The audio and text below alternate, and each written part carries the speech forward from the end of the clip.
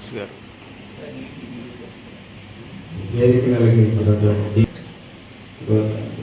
మా మిత్రుడు జగదీష్ గారు, మిగిలిన మిత్రులారా, డివి గారు చాలా సవివరంగా జరుగుతున్నది, జరుగుతున్నది, జరగబోయేవి కూడా మనకు కళ్ళకట్టినట్టు వినిపించారు. సంతోషం సార్. ఈరోజు కుల నిర్మూలనకు చట్టం చేయబడింది, వరకట్న నిషేధానికి చట్టం చేయబడింది,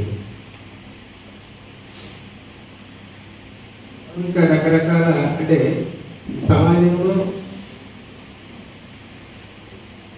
ఉన్నటువంటి రుగ్మతలను రూపుమాపడానికి రకరకాల చట్టాలు చేశారు. కానీ ఏది అమలు జరగట్లేదు. వరకట్నం ఆగలేదు, కుల నిర్మూలన జరగలేదు, ఇక ఇతరితర కూడా అలాగే ఉన్నాయి. ఈవేళ చూస్తే ప్రతి కులానికి ఒక సంఘం ఉంది, ప్రతి వర్గానికి ఒక సంఘం ఉంది. ఆ సంఘాలన్నింటినీ లీడ్ చేసేవాళ్ళు ఉన్నత వర్గ నాయకులే. ఒక లైవ్ ఎగ్జాంపుల్ చెప్పాలనుకుంటే, నేను నమ్మరో, తాపీ మేస్త్రుల సంఘానికి కూడా వారే నాయకులు. తాపీ మేస్త్రుల సంఘం, దానికి కూడా వారే నాయకులుగా ఉన్నారు. సార్ చెప్పినట్టు మనం పల్లకి బయటమే జరిగింది. ఈ స్వాతంత్రం వచ్చిన కాదు, రాకముందు మోసాం, వచ్చాక మోస్తున్నాం. అయితే మరి ఇది మార్పు రాదా? ఎట్లొస్తుంది? ఎట్లా మార్పు వస్తుంది? మన సైకాలజీలోనే రావాలి. అది రావట్లా. ఎందుకంటే అలవాటు పడి ఉన్నాం. మనకెందుకు, ఎవడో అప్పుడు పోతాడు, ఆ రోజు వరకు ఏదో ఓడిస్తేస్తాం, లేకపోతే ఓడిస్తే అయిపోతుంది, మనకెందుకు దానిలో అని చెప్పి ఎవరికి వాళ్ళే వెనకడికి వేస్తున్నాం. ముందుబడి వచ్చేవాళ్ళు లేరు. ఇన్కేస్ ఒకళ్ళు వచ్చినా వాడిని సపోర్ట్ చేసేవాళ్ళు లేరు. ఇంకెట్లా మరి మార్పు ఎలా వస్తుంది? రాదు. మరి రావాలంటే ఏం చేయాలి? పోరాడాలి. ఎవరు పోరాడాలి? ఏమో అయోమయం. పోరాడేవాళ్ళు లేరు, పోరాడితే సపోర్ట్ చేసేవాళ్ళు లేరు. కానీ మార్పు కావాలి. మీకు తెలుసు, మీ అందరూ మనం మేధావులమే.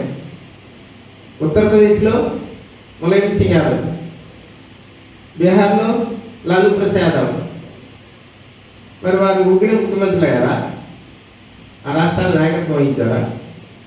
వెనకబడిన వర్గాలు, బీసీలు ఎందుకయ్యారు?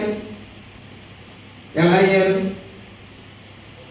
అక్కడ బీసీ వర్గాలన్నీ కలిసికట్టుగా ఒక మాటగా ఉండి పోరాటం చేపట్టి వారు రాష్ట్ర నాయకత్వం చేయగలిగారు. ఎప్పుడైతే బీహార్, ఉత్తరప్రదేశ్లో రాజకీయ మార్పు జరిగిందో దేశ ముఖ చిత్రమే మారిపోయింది, నాయకత్వమే మారిపోయింది, రాజకీయాలు మారిపోయాయి, పదవులు మారాయి, నాయకులు మారారు. అంటే ఒక చిన్న మార్పు పూర్తి ముఖ చిత్రాన్ని మార్చివేయగలిగిన అవకాశం ఉంది. లైవ్ ఎగ్జాంపుల్ మనం చూస్తున్నాము.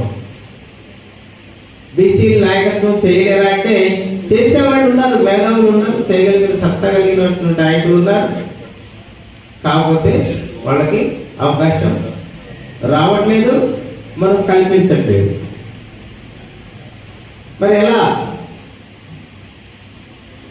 ఎలా అంటే ఎలా అనే ప్రశ్న అలాగే ఉంటుంది, పరిస్థితి అలాగే కొనసాగుతుంది. కాబట్టి మిత్రులారా, ఇంకొక లైవ్ ఎగ్జాంపుల్ చెప్తాను.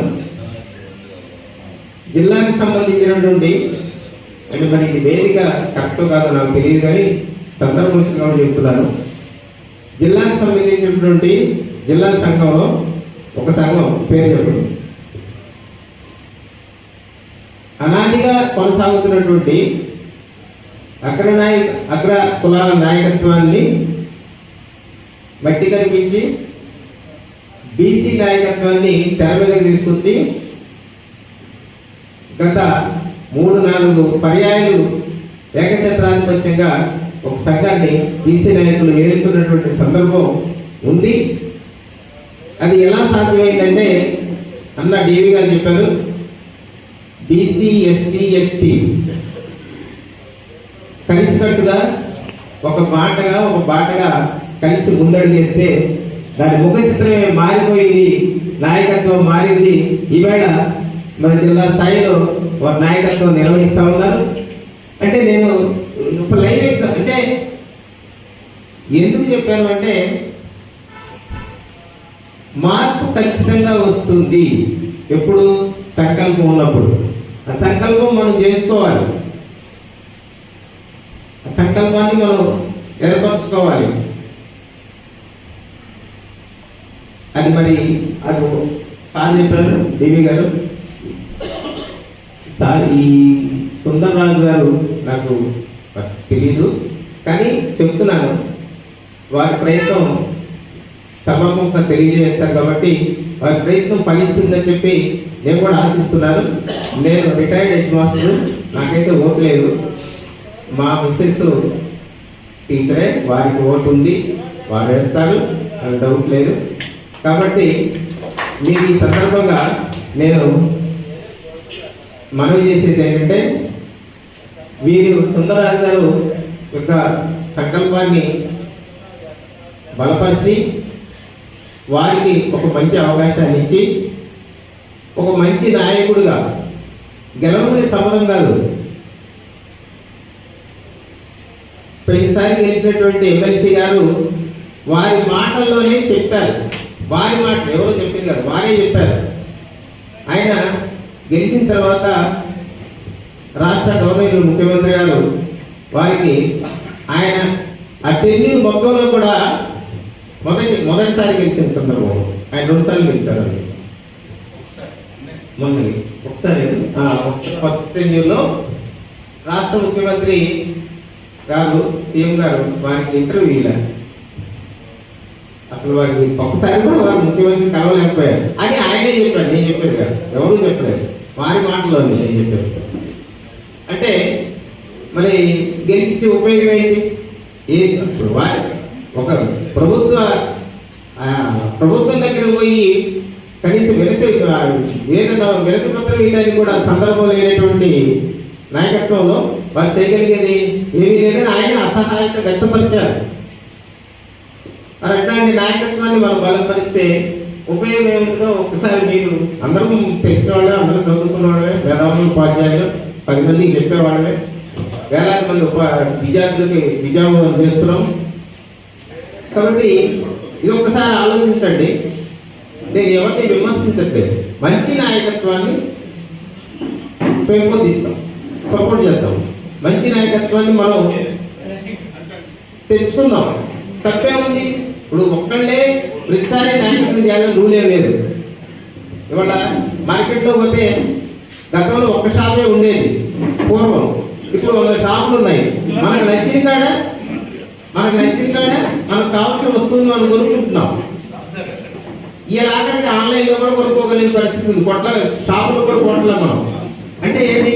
మనకు నచ్చిన వస్తువుని మనం ఇష్టపడి వెతికి తెచ్చుకుంటున్నాం కదా. మరి అలాంటి మనకు నచ్చిన నాయకుడు మనం ఎందుకు తెచ్చుకోలేము?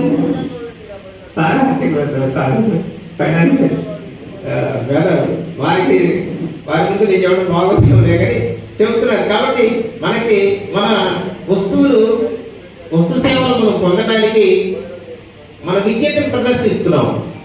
మరి అలాంటి సందర్భంలో మరి ఒక నాయకుడిని ఎన్నుకోవడానికి కూడా మనం ప్రదర్శించలేమా? మన విద్యను ఉపయోగించలేమా? తప్పే ఉంది అందులో. మనం తెచ్చుకుందాం, మంచి నాయకుడిని ఎన్నుకుందాం. లేదు ఈయన మంచి ఆయన కాదని మనకి డౌట్ ఉంటే, ఇంతకుముందు ఒక వ్యక్తికి అవకాశం ఇచ్చాం కాబట్టి ఇప్పుడు ఇంకొక వ్యక్తికి ఇద్దాం, నష్టమే ఉంది. ఇంతకుముందు ఇచ్చినప్పుడు లాభం ఏం జరగలేదుగా, మరి ఇప్పుడు మాత్రం నష్టం అయితే జరగదుగా. అంటే ఇది లాజికల్ థింకింగ్. ఇప్పుడు దేవుడు ఉన్నాడా లేడా అంటే, ఉండడో లేడో ఎవరికి తెలియదు. కానీ లేడు అనే దానికన్నా దేవుడు ఉన్నాడు అని అంటాం అనుకోండి, ఫర్ ఎగ్జాంపుల్, మనకి వచ్చే నష్టమే లేదు. కానీ ఒకవేళ నిజంగానే దేవుడు ఉండి ఉంటే, మనం ఉన్నాడు అని అన్నమాట మనకి ఇబ్బంది లేదు. మనం లేడన్నట్టయితే ఒకవేళ ఉండి ఉంటాడు అనుకోండి, అప్పుడు మనకి నష్టమేగా. ఎందుకు అంత నష్టపోవాలి? కాబట్టి ఇద్దాం, ఒక అవకాశం ఇస్తే ఏమో మేము జరగొచ్చేమో. కాబట్టి సోదర మిత్రులారా, మీరు అందరూ కూడా దయచేసి మిత్రులు పెద్దలు సౌందరరాజేంద్ర గారిని అంటే బలపరచవలసిందిగా ఈ వేదిక నుంచి మనవి చేస్తూ ఇంతసేపు